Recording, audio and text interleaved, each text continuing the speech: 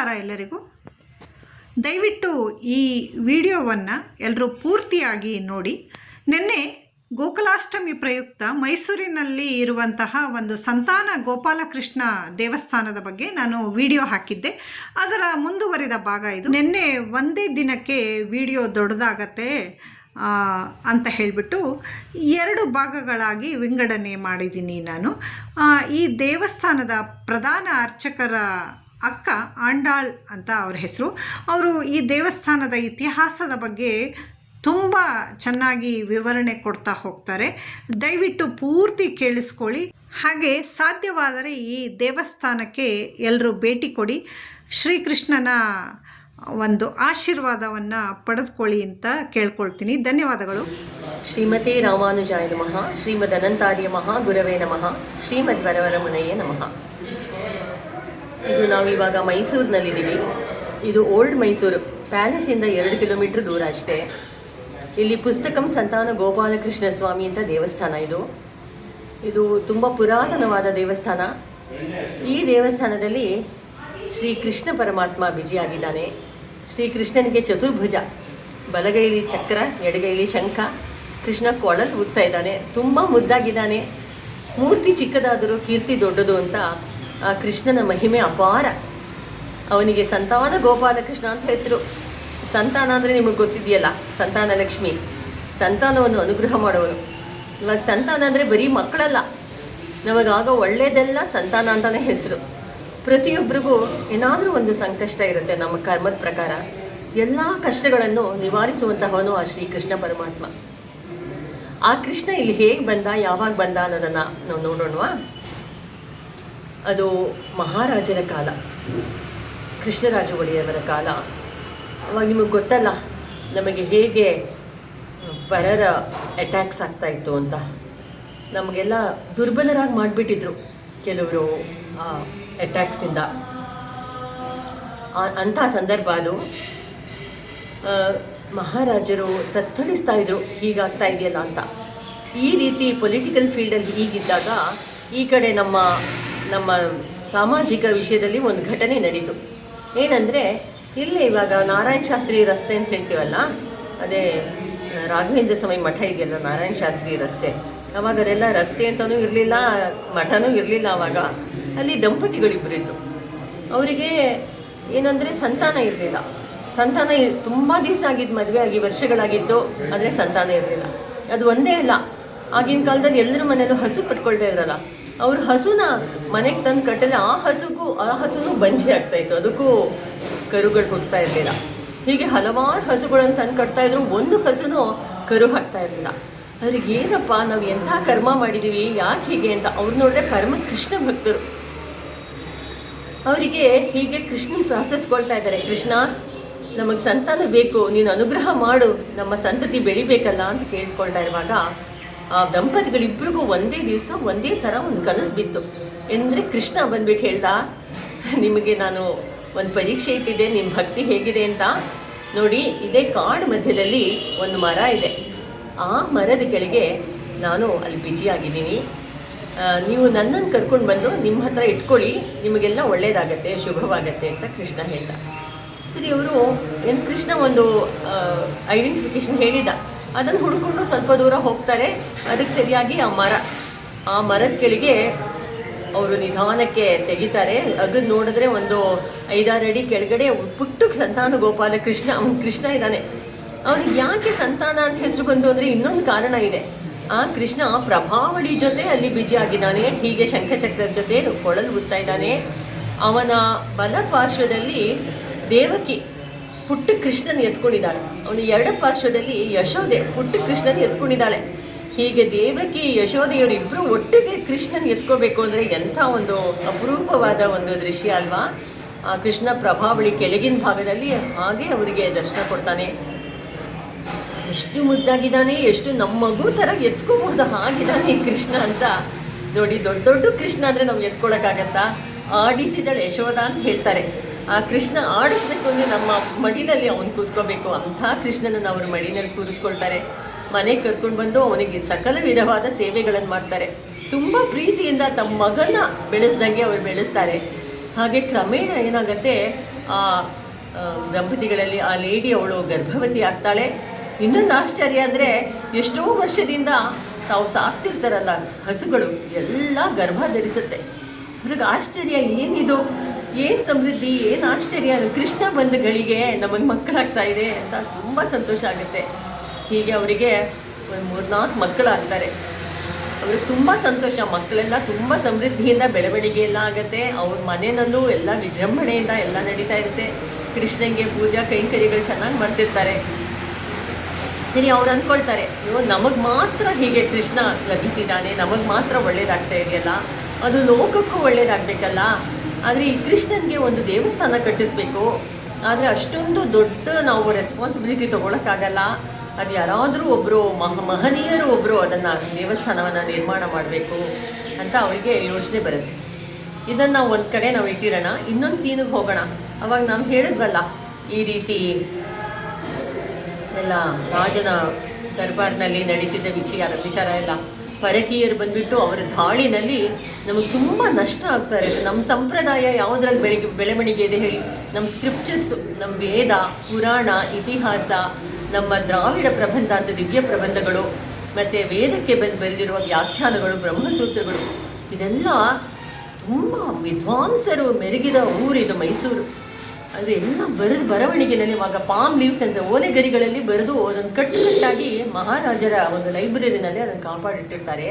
ಪರಕೀಯರಿಗೆ ಏನು ಹೇಳಿ ಊರನ್ನೆಲ್ಲ ನಾಶ ಮಾಡ್ತಾರೆ. ಪ್ಲಸ್ ನಮ್ಮ ಸ್ಕ್ರಿಪ್ಚರ್ಸು, ನಮ್ಮ ಓಲೆಗಳಿಗೆ ನಾಶ ಮಾಡಿದ್ರೆ ಸಂಪ್ರದಾಯನೇ ಹಾಳಾಗತ್ತೆ ಅನ್ನೋಂತಹ ಅವರಿಗೆ ದುಷ್ಟ ಮನಸ್ಸವರಿಗೆ.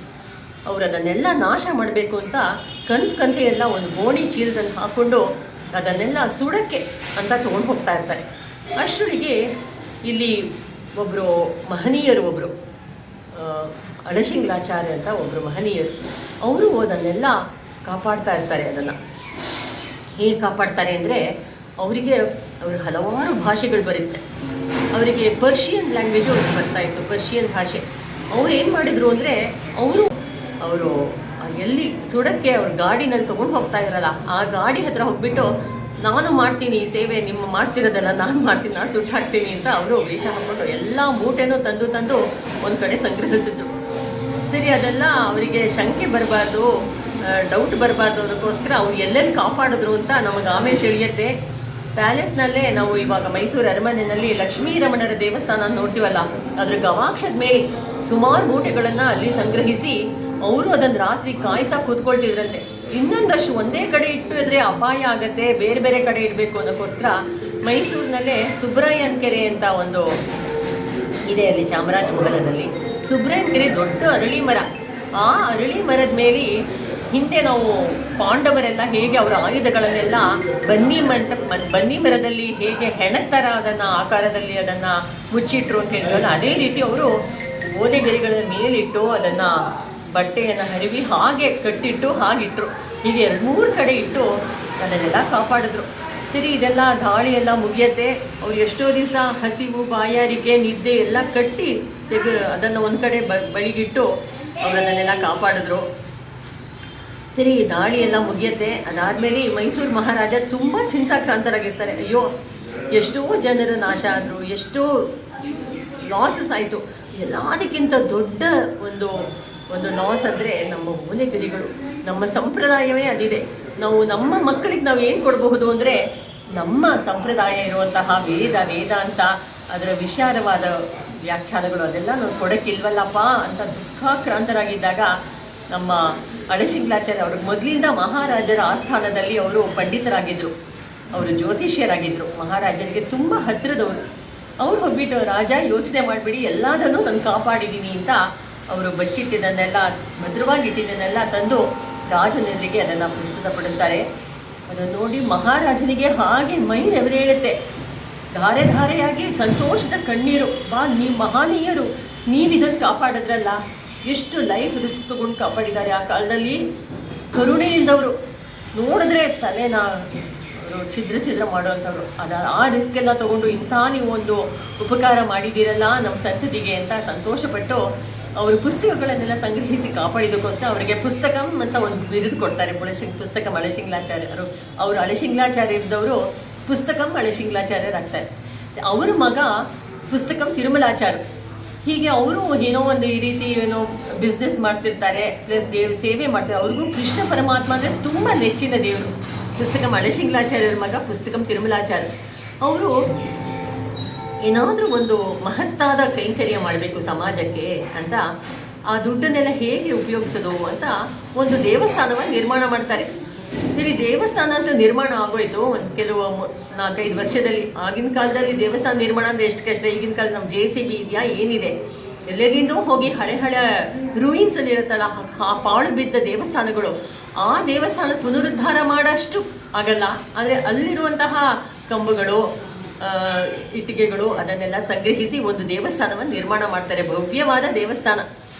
ಆ ದೇವಸ್ಥಾನಕ್ಕೆ ಇವಾಗ ಪರಮಾತ್ಮ ಬಿಜಿ ಆಗಬೇಕು, ಯಾರನ್ನು ಬಿಜಿ ಮಾಡೋದು ಅಂತ ಅವರು ಯೋಚನೆ ಮಾಡ್ತಿರ್ತಾರೆ. ಅದರಲ್ಲಿ ಒಂದು ವಿಷಯ ಏನಂದರೆ, ಪುಸ್ತಕಂ ಅಳಶಿಂಗ್ಲಾಚಾರ್ಯರಿಗೆ ಮಹಾರಾಜರು ಅವರು ಮಾಡಿದ ಸೇವೆಗೆ ಒಂದು ಲ್ಯಾಂಡನ್ನು ದಾನವಾಗಿ ಕೊಟ್ಟರು. ಆ ಲ್ಯಾಂಡ್ನಲ್ಲಿ ಇವಾಗ ಅವರು ಮನೆಯೂ ಕಟ್ಟಿಸ್ಕೊಂಡಿದ್ರು, ದೇವಸ್ಥಾನವನ್ನು ಕಟ್ಟಿಸಿದ್ರು.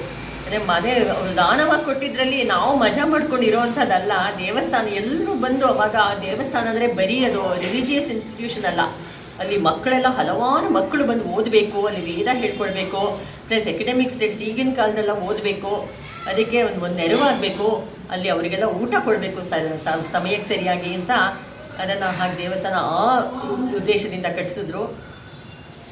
ಆ ದೇವಸ್ಥಾನ ಕಟ್ಟಿಸಿದ ಮೇಲೆ ಅವರು ಯಾವ ದೇವರನ್ನು ನಾವು ಪ್ರತಿಷ್ಠೆ ಮಾಡಬೇಕು ಅಂತ ಯೋಚನೆ ಮಾಡ್ತಿರೋಷ್ಟಿಗೆ ಅವ್ರ ಮನೆಯೂ ಹೀಗೆ ನಾರಾಯಣ ಶಾಸ್ತ್ರಿ ಇವಾಗ ನಾವು ನೋಡ್ತೀವಲ್ಲ ಅಲ್ಲೇ ಅವ್ರ ಮನೆ. ಆ ದಂಪತಿಗಳು ಹಾಗೆ ಬರ್ತಿರ್ತಾರೆ, ಇವ್ರಿಗೆ ಹೋಗ್ತಿರ್ತಾರೆ. ಅದೇನು ಕೃಷ್ಣ ಪರಮಾತ್ಮನ ಲೀಲೆ ಅಂದರೆ, ಅವರು ಬಂದು ಇವ್ರನ್ನ ಸಂಧಿಸಿ, ಸ್ವಾಮಿ ನಮ್ಮ ಮನೇಲಿ ಪುಟ್ಟ ಕೃಷ್ಣ ಇದ್ದಾನೆ, ಅವ್ರಿಗೆ ನೀವು ಒಂದು ದೇವಸ್ಥಾನ ಕಟ್ಟಿಸ್ಕೊಡ್ತೀರಾ ಅಂತ ಕೇಳ್ತಾರೆ. ಅಯ್ಯೋ ದೇವಸ್ಥಾನ ರೆಡಿಯಾಗಿದೆ ಸ್ವಾಮಿ, ನೀವು ಕೃಷ್ಣನ್ ಕೊಡಿ ನಮಗೆ ಅಂತ ಹೇಳ್ತಾರೆ. ಸೊ ಅಷ್ಟು ಭವ್ಯವಾದ ಕೃಷ್ಣ ನೋಡಿ, ದೇವಸ್ಥಾನ ರೆಡಿಯಾಗಿತ್ತು, ದಂಪತಿಗಳು ಕೊಡೋಕ್ಕೆ ವಿಗ್ರಹವನ್ನು ಕೊಡೋಕ್ಕೆ ರೆಡಿಯಾಗಿದ್ರು, ಕೃಷ್ಣ ಬಂದು ಬಿಜಿಯಾದ. ಆದರೆ ಕೃಷ್ಣ ಅಲ್ಲಿ ಬಿಜಿ ಆಗಬೇಕು ಅಂದರೆ ಒಬ್ಬರು ಮಹತ್ತಾದ ಒಂದು ರಾಜರ ಸಮ್ಮುಖದಲ್ಲಿ ಆಗಬೇಕು, ಒಂದು ದೊಡ್ಡ ಮಹನೀಯ ವ್ಯಕ್ತಿಯರ ಸಮ್ಮುಖದಲ್ಲಿ ಆಗಬೇಕು ಅನ್ನೋಕ್ಕೋಸ್ಕರ ಆಗಿನ ಕಾಲ ಪರಕಾಲಜೀಯ ಸ್ವಾಮಿ ಇದ್ದರು. ಪರಕಾಲಜೀಯರುಗಳು ಮಹಾರಾಜರಿಗೆ ರಾಜಗುರುಗಳು.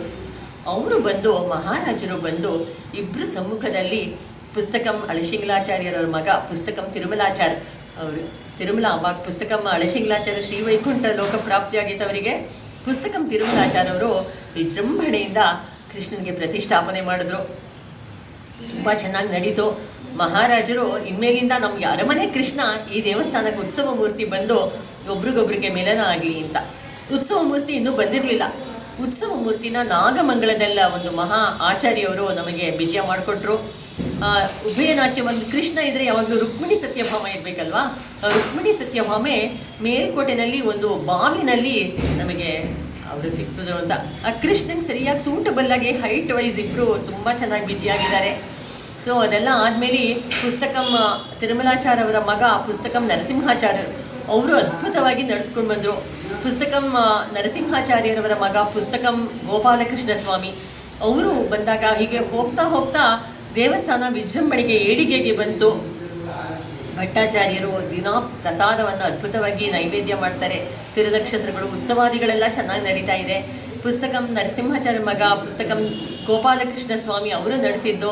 ಅದಾದಮೇಲೆ ಅವ್ರ ಮಗ ಇವಾಗ ಪುಸ್ತಕಂ ರಾಮಾನುಜನ್ ಸ್ವಾಮಿ ಅವರು ಇವಾಗ ದೇವಸ್ಥಾನವನ್ನು ತುಂಬ ಸಾಂಗವಾಗಿ ತ್ರಿಕಾಲ ಪೂಜೆಗಳ ಜೊತೆ ನಡೆಸ್ತಾ ಇದ್ದಾರೆ.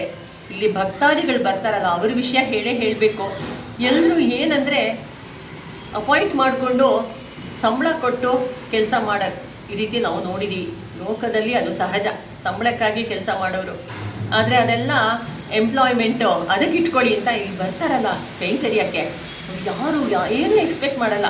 ಏನು ಸೇವೆ ಇದೆ ಹೇಳಿ ನಾವು ಮಾಡ್ತೀವಿ ಅಂತ. ಗುಡಿಸಕ್ಕೆ ಬಂದವರು ಪರ್ಕೆ ಕೊಡಿ ಅಂತ ಕೇಳಲ್ಲ, ಮನೆಯಿಂದನೇ ಪರ್ಕೆ ತರ್ತಾರೆ, ರಂಗೋಲಿ ಪುಡಿನೂ ತರ್ತಾರೆ, ಕೈಂಕರ್ಯ ಮಾಡ್ತಾರೆ. ಅವ್ರಿಗೆ ಕೃಷ್ಣ ಅಂದರೆ ಅಷ್ಟು ಪ್ರೀತಿ, ಕೃಷ್ಣಂಗೆ ಅಷ್ಟು ಪ್ರೀತಿ. ನಮ್ಮ ಕೃಷ್ಣ ಅಂದರೆ ಅವನು ಪ್ರೀತಿ ಮೂರ್ತಿ. ಅವನಿಗೆ ಏನು ಬೇಕು ಹೇಳಿ, ಕೃಷ್ಣಂಗೆ ನಾವು ಸಾವಿರಾರು ರೂಪಾಯಿ ಕೊಟ್ಟು ಅವನಿಗೆ ಸೇವೆ ಮಾಡಿದ್ರೆ ಅದೆಲ್ಲ ಅವನಿಗೆ ಸಂತೋಷ. ಅದಕ್ಕೂ ಅವರು ಅನುಗ್ರಹ ಮಾಡ್ತಾನೆ. ಯಾಕೆಂದರೆ ದೇವಸ್ಥಾನ ನಡೆಸಬೇಕು ಅಂದರೆ ಅದಕ್ಕೂ ಹಣದ ಅವಶ್ಯಕತೆ ಇದೆ. ಆದರೆ ಅವನಿಗೆ ಬೇಕಾಗಿರೋದು ಪತ್ರಂ ಪುಷ್ಪಂ ಫಲಂ ತೋಯಂ ಅಂತ ಆ ಪ್ರೀತಿಯಿಂದ ನಾವು ಸೇವೆ ಮಾಡೋದನ್ನು ಅವನು ಆಸೆ ಪಡ್ತಾನೆ. ದೇವಸ್ಥಾನಕ್ಕೆ ಭವ್ಯವಾದ ಒಂದು ತೋಟ ಇದೆ. ತೋಟದಲ್ಲಿ ಸಮೃದ್ಧವಾದ ಹೂ ಗಿಡ ಬೆಳೆಯುತ್ತೆ. ಅದನ್ನೆಲ್ಲ ನೋಡ್ಕೊಳ್ಳೋದು ಯಾರು ಅಂದರೆ ಪುಸ್ತಕಂ ಗೋಪಾಲಕೃಷ್ಣ ಸ್ವಾಮಿ ಅವರ ಶ್ರೀಮತಿಯವರು, ಪುಸ್ತಕಂ ಇಂದಿರಾ. ಅವರಿಗೆ ಅಷ್ಟು ಆಸೆ ಅವರಿಗೀಗ 93 ವಯಸ್ಸು.